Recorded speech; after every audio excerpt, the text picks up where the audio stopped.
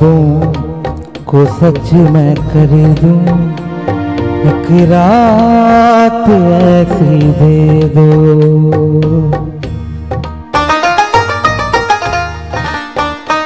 ख्वाबों को सच मैं कर दूं, एक रात ऐसी दे दो, जो उम्र भर ना भूले, सौगात ऐसी दे दो। ख्वाबों को सच मैं कर दूं, एक रात ऐसी दे दो।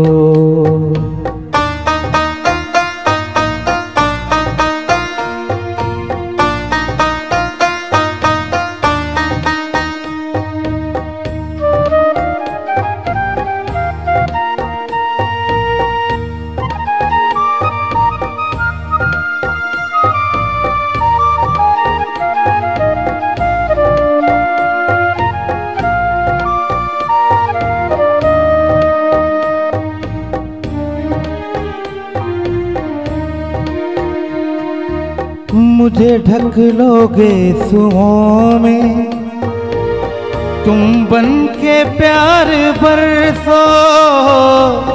मुझे ढक लोगे सुओं में, तुम बन के प्यार बरसो। तुम बन के प्यार बरसो, दो दिल रहे ना प्यार, बरसात ऐसी दे दो। दो दिल रहे ना प्यार से, बरसात ऐसी दे दो। ख्वाबों को सच मैं कर दूं, एक रात ऐसी दे दो।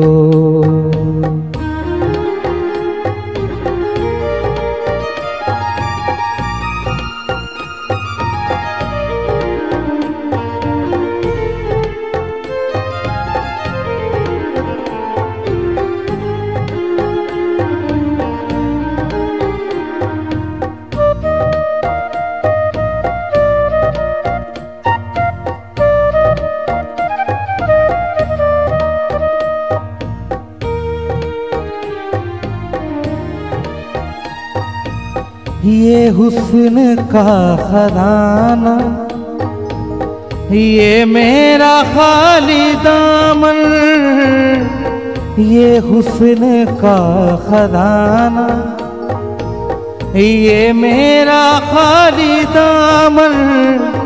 ये मेरा खाली दामन, शाहों को मात कर दे, खैरात ऐसी दे दो।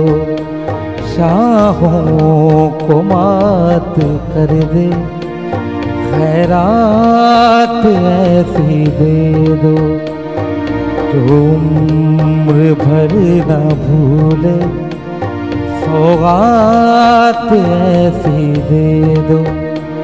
ख्वाबों को सच मैं कर दूं, एक रात ऐसी दे दो।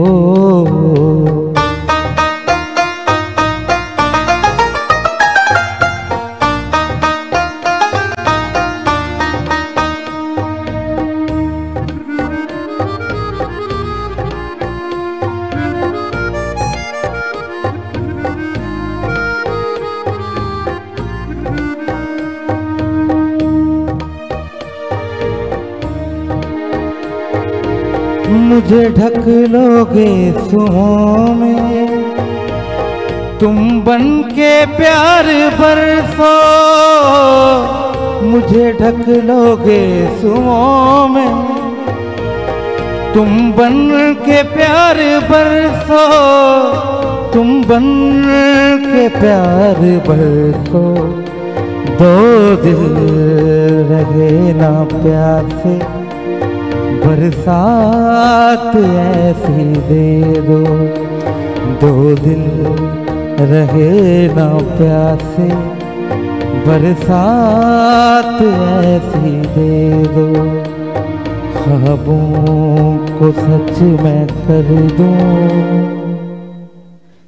एक रात ऐसी दे दो। Thank you. अस्सलाम वालेकुम ख्वातीन हज़रात, खुश आमदीद। प्रोग्राम है वॉक योर टॉक। अभी आप सुन रहे थे ज़बरदस्त गाना उस्ताद वसीम मज़हर अली ख़ान साहब से। आपने समा बांध दिया, बहुत ही अच्छा, बहुत ही पुरसोज़ गाना आपने सुनाया और साथ में कीबोर्ड पे आपकी उंगलियां ऐसे जो है बेतकान थरक रही थी, ज़बरदस्त।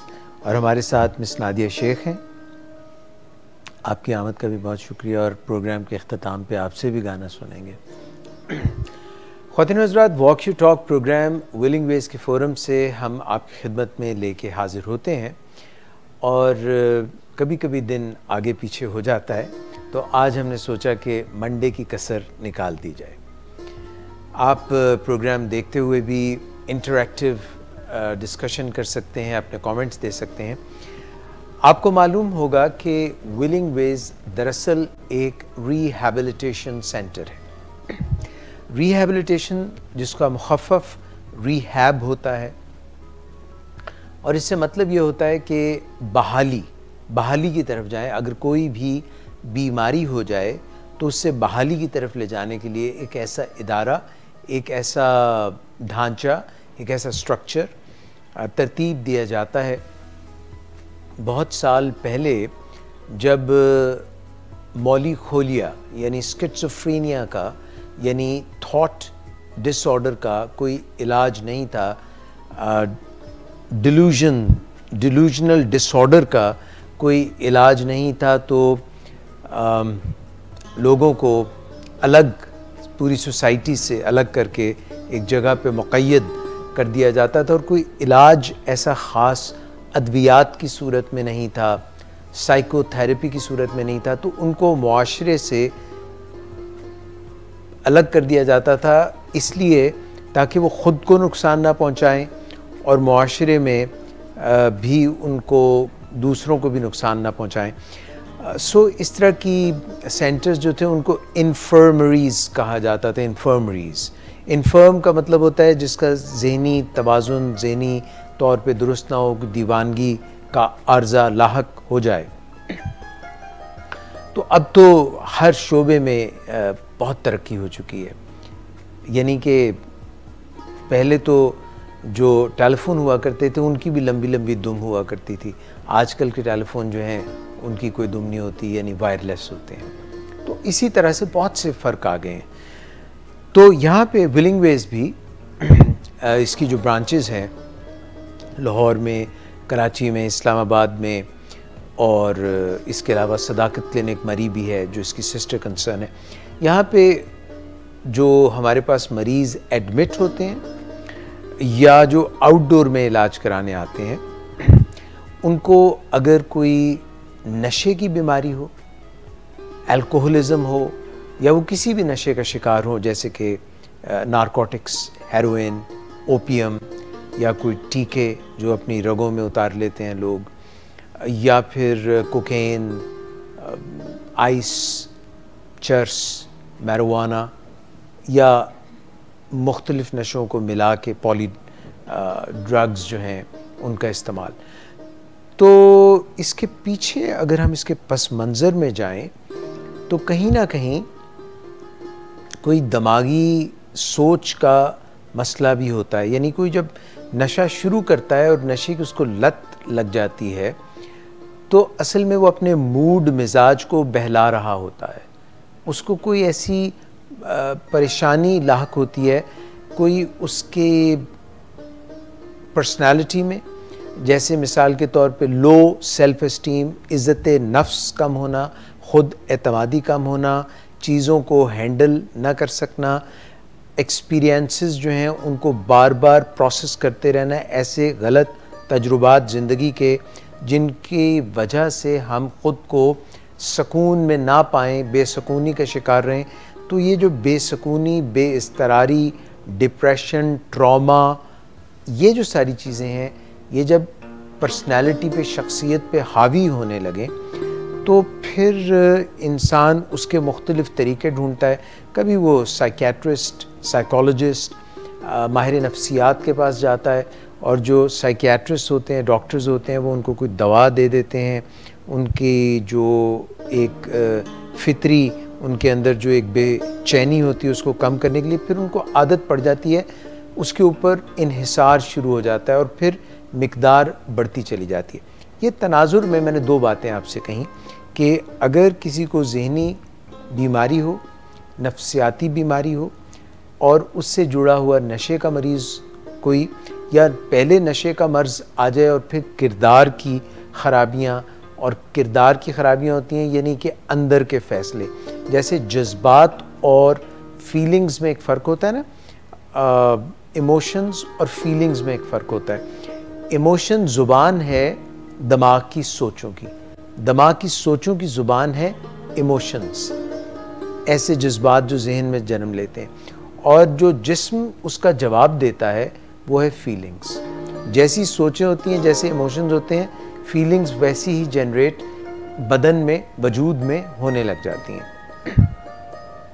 तो कभी कोई नशा शुरू करता है और उसके नशा करने की वजह से जब उसको पहले तो थोड़ा थोड़ा करता है, मज़ा आता है, फिर बरकत उठ जाती है, नशे में से सारा मज़ा किरकिरा हो जाता है और नशे की मिकदार बढ़ती जाती है, हत्ता कि फ़ायदा नहीं होता उसको जिसलिए वो नशा करता है। तो नशा वो उंडेलता जाता है अपने अंदर और फिर उसको नशे के पीछे भागता रहता है, सारा दिन उसी के गिरदाब में फंसा रहता है और आहिस्ता आहिस्ता उसकी ज़ाहिरी बिहेवियर्स जो हैं, रवैये जो हैं, उनमें ख़राबियाँ आ जाती हैं और फिर किरदार में भी ख़राबियाँ आ जाती हैं। तो ये गहरी से गहरी चोट होती जाती है और जब हम लोगों के साथ, अपने प्यारों के साथ जो ज़िंदगी गुजारते हैं, उनको भी हमारी जो तकलीफ़ है, नशे की बीमारी है ये बाकायदा, लोगों को लगता है कि किरदार की ये ख़राबी है, मगर वो असल में कहीं अंदर मेटाबॉलिक एरर आ जाता है जिसकी वजह से नशा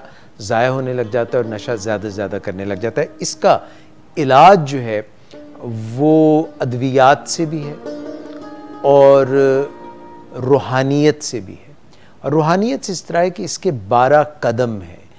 अल्कोहलिक्स एनोनिमस या नारकोटिक्स एनोनिमस का इदारा दुनिया भर में 100 साल से पहले, 100 साल से ज़्यादा हो गए हैं इसके आगाज़ को। इसमें रूहानी बेदारी और सेल्फ एनलाइटनमेंट को जब कुछ समझता है और सरेंडर कर देता है, अपनी बेबसी मान लेता है कि हायर पावर के आगे मैं अपने हथियार डाल देता हूँ। वो हायर पावर रब भी हो सकता है, डिवाइन हायर पावर भी हो सकती है, वो उसके फैमिली मेम्बर्स भी हो सकते हैं, वो उसका डॉक्टर मौलिज भी हो सकता है। तो जब नशे का मरीज़ अपनी मर्ज़ी ख़ुद पे नहीं चला सकता और दूसरों पे चलाता है दगे से, फ़रेब से, तो नशे के हसूल के लिए वो हथियार फेंक देता है जब, और ये मान लेता है कि मुझे नशे के बग़ैर ही ज़िंदगी गुजारनी पड़ेगी, थोड़ा सा एक चुटकी नशा या एक घूंट नशा भी मैं नहीं ले सकता, तो फिर वो आहिस्ता आहिस्ता अपने आप को समझता है कि अब मैं रिकवरिंग एडिक्ट हूँ, यानी मैं ताउम्र एडिक्ट हूँ, मान लेता है अपने आप को, नशे के मर्ज़ का मैं शिकार हूँ, नशेई हूँ ताउम्र। और कभी दोबारा नशे की तरफ अगर बढ़ूँगा तो रिलैप्स हो जाएगा, दोबारा इस दलदल में गिर जाऊँगा और फिर उस दलदल में जब तक कोई बाहर से रस्सी नहीं फेंक के मुझे खींचेगा, मेरा कोई प्यारा, कोई मौलिज, कोई एक्सपर्ट, कोई रिहैब सेंटर, मैं तब तक उस दलदल से नहीं निकल सकूंगा, नशे की दलदल से, क्योंकि मैं जितने हाथ पाँव मारूंगा खुद उतना ही अंदर धंसता चला जाऊंगा। ये एक मैंने आपको मिसाल दी। अब उसमें इलाज के तो बहुत से तरीके हैं, यानी कि आउटडोर भी इलाज हो सकता है, इनडोर भी इलाज हो सकता है। और ये बात हमें जानना बहुत ज़रूरी है कि नशे की बीमारी जो है ये डायबिटीज़ की बीमारी से बहुत मिलती जुलती है। यानी कि कुछ लोग जो होते हैं वो एक दफ़ा ही नशा करते हैं तो उनको ये बीमारी लग जाती है पहली दफ़ा में, शुरू में। या आप समझ लें टाइप 1 डायबिटिक्स की तरह टाइप 1 एडिक्ट्स हैं। और कुछ लोग जो हैं काफ़ी देर नशा एंजॉय करते रहते हैं और फिर अंदर कोई ऐसा तब्दीली आ जाती है, क्या वो नशा नहीं कर सकते? जैसे टाइप 2 डायबिटिक्स जो होते हैं वो काफ़ी देर मीठा, चीनी और चीनी से बनी अशिया खाते रहते हैं और उनको कोई प्रॉब्लम नहीं होती, और फिर कोई ख़राबी आ जाती है, अंदर मेटाबॉलिक एरर आ जाता है। जैसे डायबिटीज़ में इंसुलिन का कोई एरर आ जाता है, इंसुलिन की कमी हो जाती है या रेजिस्टेंस हो जाती है इंसुलिन को, तो डायबिटीज़ हो जाती है। उसी तरह से एडिक्शन में, टाइप 2 एडिक्शन में पहले सब सही चंगा भला चल रहा होता है, लोग शराब पी रहे होते हैं, लोग जो है वो मुख्तलिफ ड्रग्स यूज़ कर रहे होते हैं और उससे उनको बड़ा मज़ा आ रहा होता है, मगर फिर कहीं ऐसा कोई उनके अंदर, जिस्म के अंदर ऐसी ख़राबी पैदा हो जाती है कि वो नशा ज़ाया होने लग जाता है और वो ज़्यादा मिकदार भी फ़ायदा नहीं देती।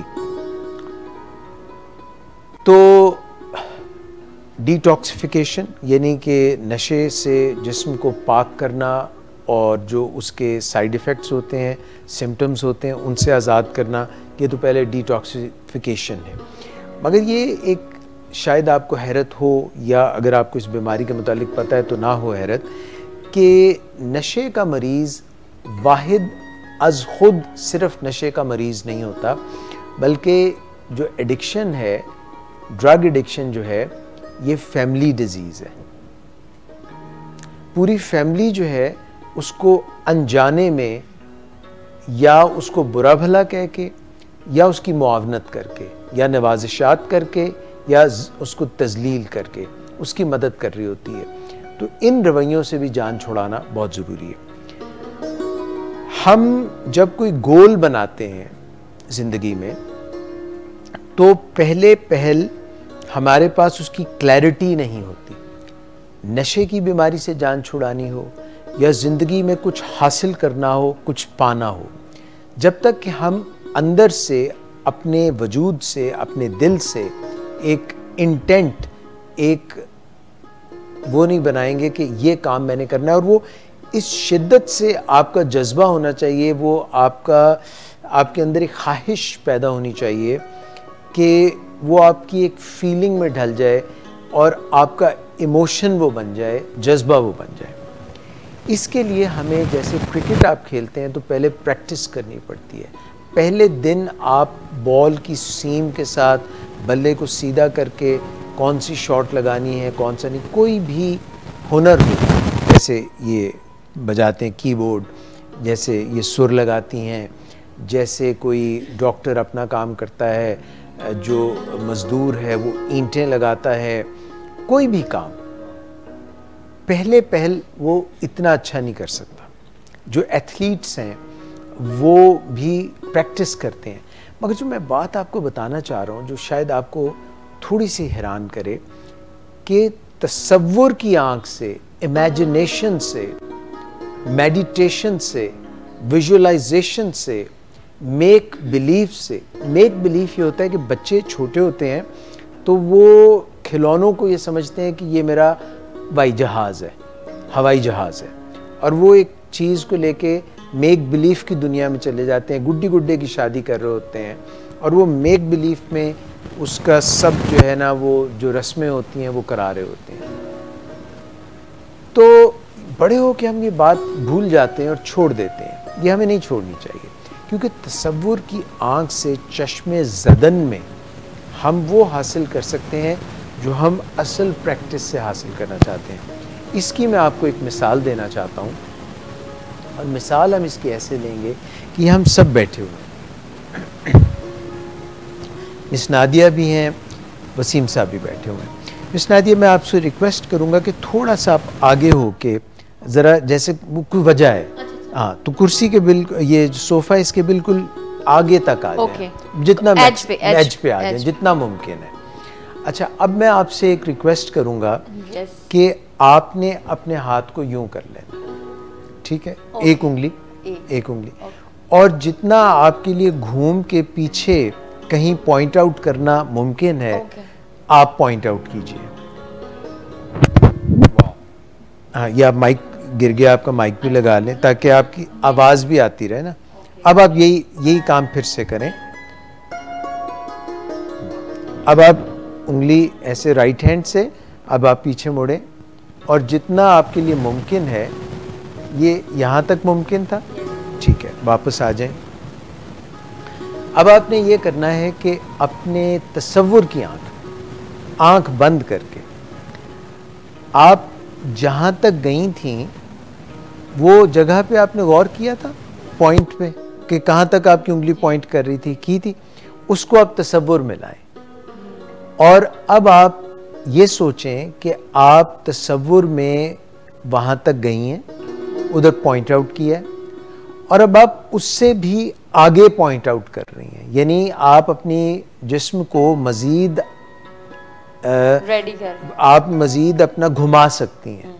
यानी जहाँ तक आपकी उस वक्त बॉडी गई थी और उंगली गई थी ट्विस्ट करके, मुड़ के, उससे भी आप ज़्यादा अपने आप को दूर तक उंगली लेके जा रही हैं। I can imagine that. आप इमेजिन करें कि वो जो पॉइंट जिस तरफ आप कर रही थी उससे आप ज़्यादा दूर तक अपना बदन घुमा के, अपना शोल्डर्स ट्विस्ट करके ज़्यादा दूर तक अब आप अपनी उंगली लेके जा रही हैं। दुगना कर दें इसको, जितनी आप लेके पहले गई थी तसव्वुर की आंख में, इसको दुगना घुमा के कर लें। हत्ता कि ऐसे समझें अपने आप को, आंखें बंद रखें, और ऐसे अपने आप को समझें कि जैसे कोई ऐसा प्लास्टर ऑफ पेरिस का बावा है जिसको आप जितना मर्जी, मोम या कोई ऐसी चीज़ है जिसको आप जितना घुमा सकें घुमा लें, वो टूटेगी नहीं, वो उतनी कोई इलास्टिक की चीज़ है, रबर की चीज़ है, उसको आप घुमा सकते हैं। आप अपने बदन को तसव्वुर करें कि वो है, और अब आप जितना पहले जहाँ पॉइंट आउट किया था उससे 3 गुना घुमा के अपना पॉइंट उस जगह पे करें उंगली को। और अब आप समझें कि आपने पूरा घुमा के, पूरा घूम के आगे की तरफ आ गई। क्या आप तसव्वुर कर पा रही हैं? कोशिश कर रही हैं? कोशिश कर रही हैं? कोशिश थोड़ी मुश्किल आ रही है लेकिन कोशिश। अच्छा, अब आप आंखें खोल लें। अब आप जितना आपने घूम के पहले जहां पॉइंट आउट किया था, अब सबसे पहले, जहां सबसे पहले, अब दोबारा देखें कि उतना ही कर सकती हैं या उससे ज्यादा कर सकती हैं। उंगली 1, जी हाँ, जी,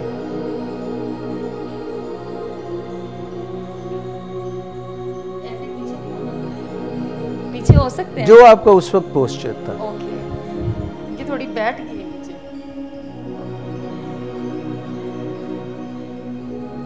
थोड़ा सा आगे, थोड़ा सा आगे। अच्छा, जब आप तसव्वुर कर रही थी तो तसव्वुर करने में आपको यकीनन मुश्किल पेश आ रही थी, बहुत मुश्किल पेश आ। अब आप दोबारा से ये करें और तसव्वुर जो है करने में अपने लिए आसानी पैदा करें, और अब तसव्वुर की आंख में देखें कि आप उससे कहीं आगे जा रही हैं। एक दफ़ा फिर से आंख बंद करें और तसव्वुर करें कि आप मुड़ रही हैं, मुड़ के जहाँ पे आपने पॉइंट किया था उस पॉइंट को आप आगे लेके जा रही हैं, और जितना पहले कर सकी थी उससे कहीं ज़्यादा आप कर सकी हैं। 2 दफ़ा दुगना ज़्यादा कर सकी हैं, या तिगना ज़्यादा कर सकी हैं, या चुगना ज़्यादा कर सकी हैं। ये अपने जहन में बिल्कुल क्लियर, क्योंकि जहन में करना है ना, तो लचक भी बहुत ज़्यादा बढ़ गई है, और अब आप ये कर पा रही हैं और कोई आपको किसी किस्म की दिक्कत, मुश्किल पेश नहीं आ रही। कोशिश करें, थोड़ी सी आ रही है। अच्छा, जितनी मुमकिन हुआ है, कुछ बेहतर हुआ है, कुछ आगे गई, थोड़ा सा अपने आप को, बॉडी को ऊपर कर लिया। हाँ, कुछ बेहतर हुआ है आपके जहन में, अब कोशिश करें।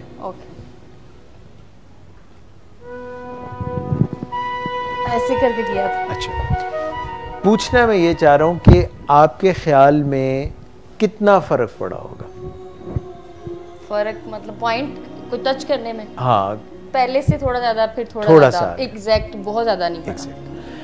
ख्वातीन हज़रात, ये एक्सरसाइज जो मैं मिस नादिया को रिक्वेस्ट कर रहा था करने को, उसकी वजह ये थी कि अगर हम फील्ड पे जाते हैं, हम चाहते हैं कि हमारी आमदन बढ़ जाए, हम चाहते हैं कि हम नशा छोड़ दें, हम ये चाहते हैं कि हमारे ताल्लुकात बेहतर हो जाएं, हम ये चाहते हैं कि हमारी सेहत बेहतर हो जाए, तो एक जब आप सुबह के वक्त या शाम के वक्त या जो भी कभी वक्त की कमी के बायस या कभी किसी भी वजह की बायस आप वो काम फिज़िकली बॉडी वजूद से, जिस्म से ले जा के सचमुच करने में तो मुश्किल पेश आती है, मगर तसव्वुर की आंख में आप वहीं बैठे बैठे ये तसव्वुर कर सकते हैं कि मैं वो काम कर रहा हूँ।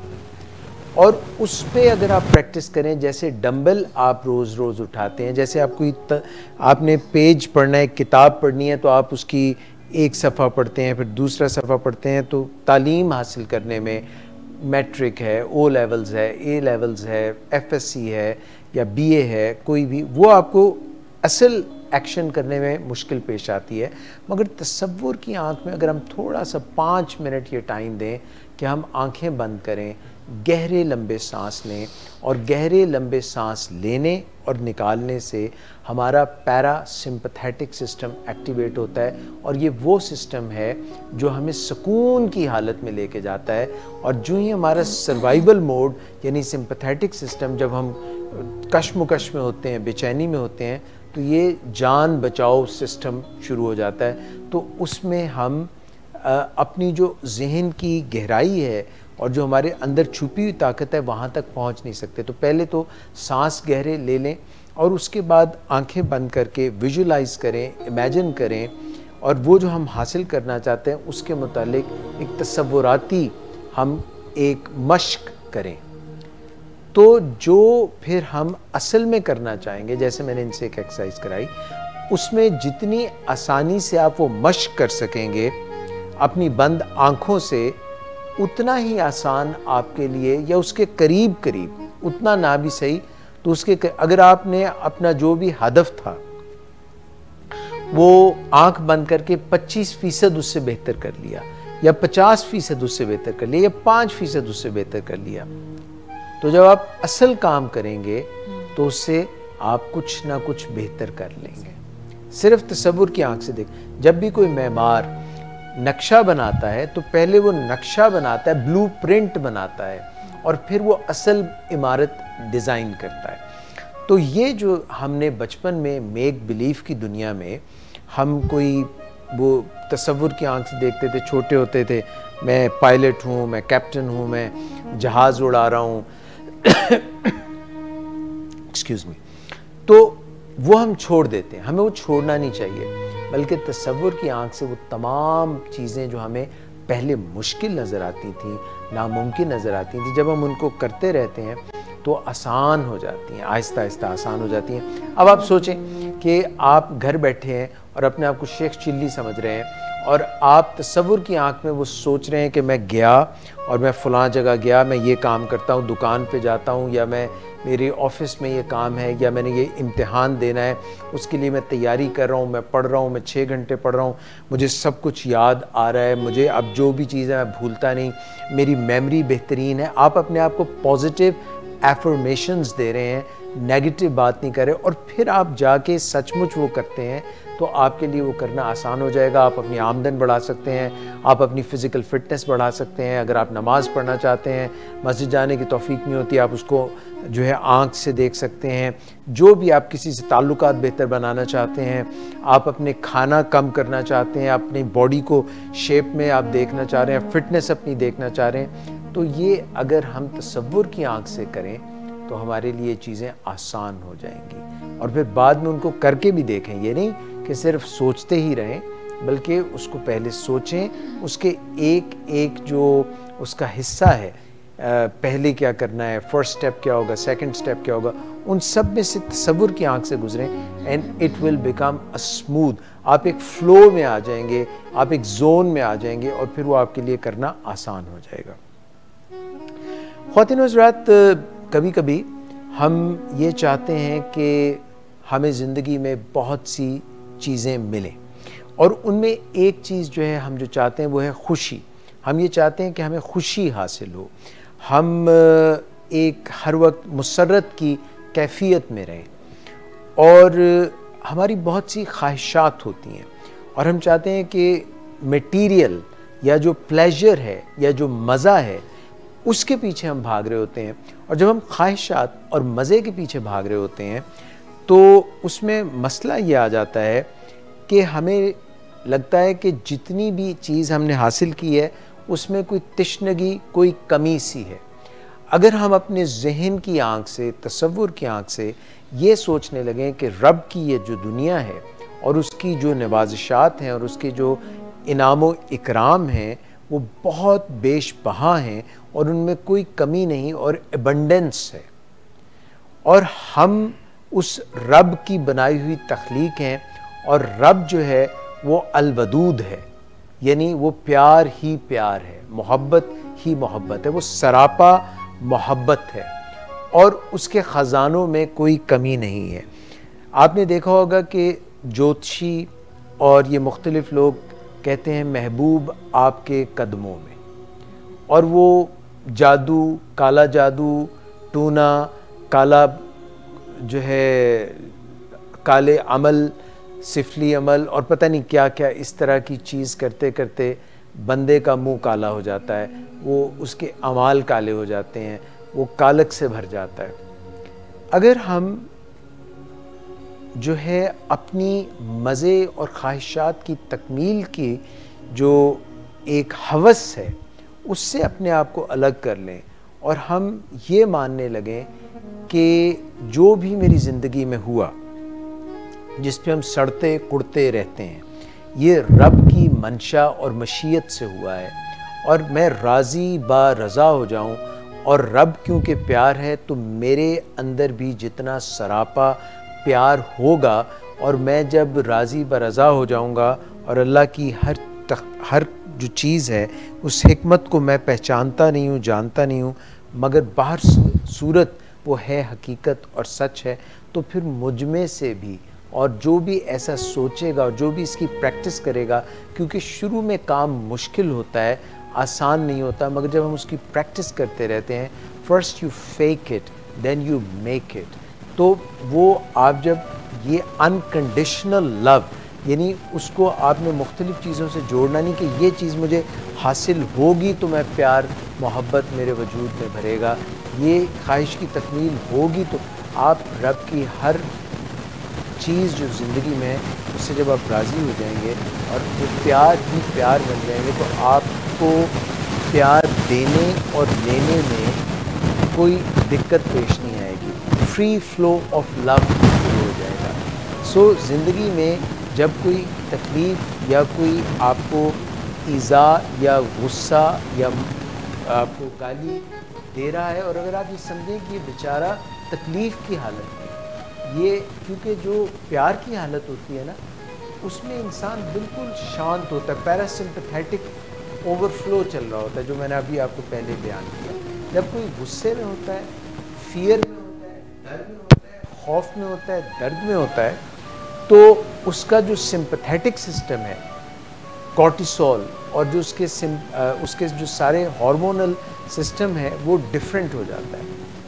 सो जब हम ख्वाहिश और इस चीज़ से निकल जाते हैं कि हमारे पास तो ये भी नहीं है, चीज़ों का फुकदान है, कमी है, और आप ये महसूस करते हैं कि जो भी है वो अल्लाह का इनाम है और उसकी दुनिया में हर चीज़ मौजूद है, तो आप सरापा प्यार बन जाते हैं, अनकंडीशनल लव लेने और देने के लिए तैयार हो जाते हैं, और ज़िंदगी जो है वो बहुत प्यारी हो जाती है।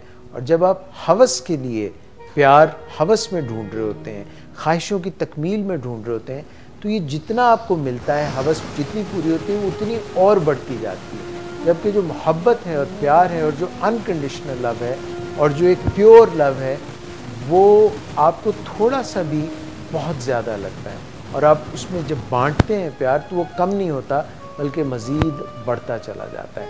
इसमें लगती है थोड़ी सी मेहनत ज़्यादा, मगर कोई भी जो काम आला है, आला और अरफा है, वो करने के लिए मेहनत तो करनी पड़ती है। जो चीज़ें इतनी अच्छी नहीं होती, बेकार होती हैं, उनको बड़े आसान होता है और उनसे उतना फ़ायदा भी नहीं पहुंचता। तो ये पॉइंट था जो मैं आपसे शेयर करना चाहता था। आज के प्रोग्राम में ये बातें कहना चाहता था। पहली बात ये थी जो मैंने आपसे की कि जो ड्रग्स हैं रिहैब में हम कैसे तब्दीली लाते हैं। दूसरी चीज़ जो मैंने आपसे की वो तसव्वुर की आंख से आप कैसे कर सकते हैं, और तीसरी चीज़ ये है कि हम अपना वजूद, अपना दिल कैसे प्यार से भर सकते हैं। और जब दिल में प्यार मोहब्बत मौज़न होती है, तो जिस तरह से दिल पंप करता है और पूरे जिस्म में खून दौड़ता है, इसी तरह आपके अंग अंग में मोहब्बत दौड़ने लगेगी, मगर हवस और मोहब्बत के फ़र्क को जानना, ख्वाहिशात और ख्वाहिशात में छुपी हुई खुद लज्जती जो है उससे अपने आप को आज़ाद करना और राज़ी बरज़ा होना, ये मेराज है मोहब्बत की और प्यार की। आज के प्रोग्राम में जाते जाते मैं मिस नादिया से रिक्वेस्ट करूंगा कि हमें कोई एक छोटा सा ब्रेक अगर आप चाहें तो हम ले लें। अच्छा लो जी, एक छोटा सा ब्रेक एंड पे लेते हैं और फिर वापस पलट के आते हैं।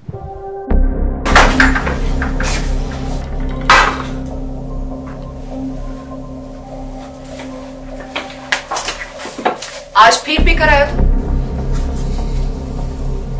मेरा नहीं तो इन बच्चों का ही ख्याल कर लो। बंद करो तुम अपनी बकवास। लेकिन तुम अपनी घटियार को तो से बाज मत आना। तुम हो ही घटिया इंसान। तुम होती कौन हो मुझे रोकने वाली?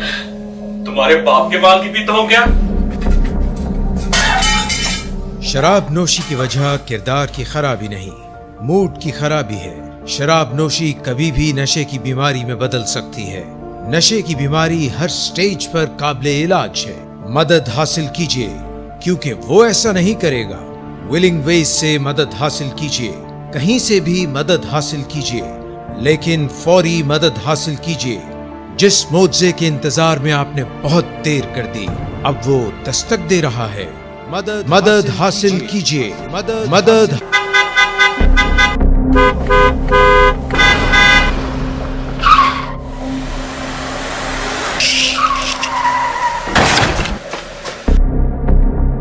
घटिया इंसान, इतनी देर से गेट क्यों खोला?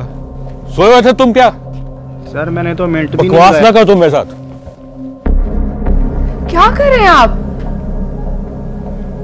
अब्बा जी घर पे हैं, नशे में गालियां दे रहे हैं। खुदारा होश में आए, क्या हो गया आपको? होश में कैसे आऊं?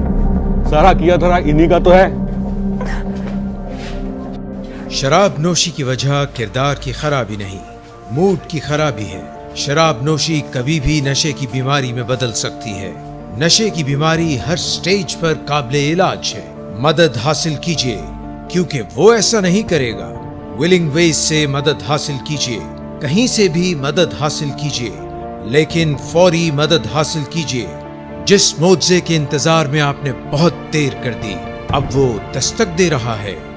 मदद हासिल कीजिए, मदद हासिल कीजिए, मदद हासिल कीजिए। जी आप गाना सुना रही हैं जी।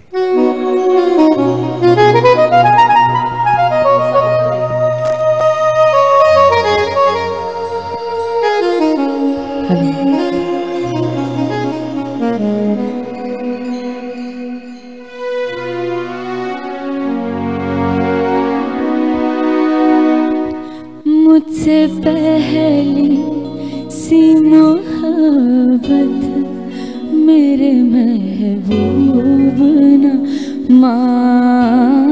मुझसे पहली सी मोहब्बत मेरे महबूब ना मांग।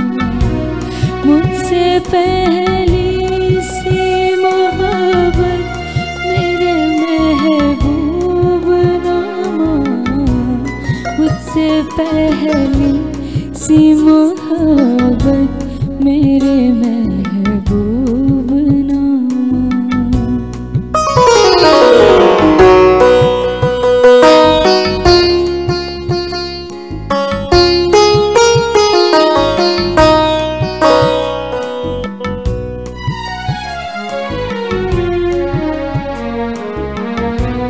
मैंने समझा था कि तू है तो दरख्शां है हया, तेरा गम है तो गमे दहर का झगड़ा क्या है। तेरी सूरत से है आलम में बारों को सबा, तेरी आँखों के सिवा दुनिया में रखा क्या है। तेरी आँखों के सिवा दुनिया में रखा क्या है। तू जो मिल जाए तो तकदीर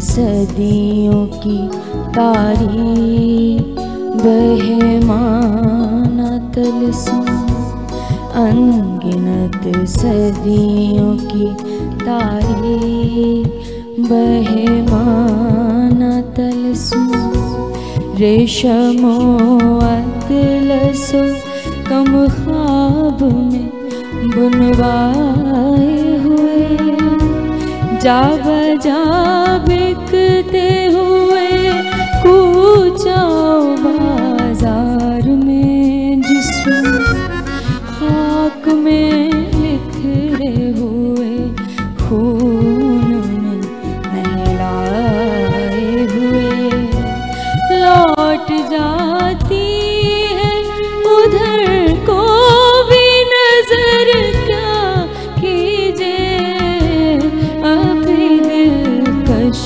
है तेरा हुस्न, मगर क्या कीजिए अभी दिलकश है तेरा हुस्न, मगर क्या कीजिए। और भी दुख है ज़माने में मोहब्बत के सिवा, राहत और भी है वसल की रात के सिवा। हाँ, मुझसे पहली सी मोहब्बत मेरे महबूब नामा, मुझसे पहली सी मोहब्बत मेरे महबूब नामा, मुझसे पहली सी मोहब्बत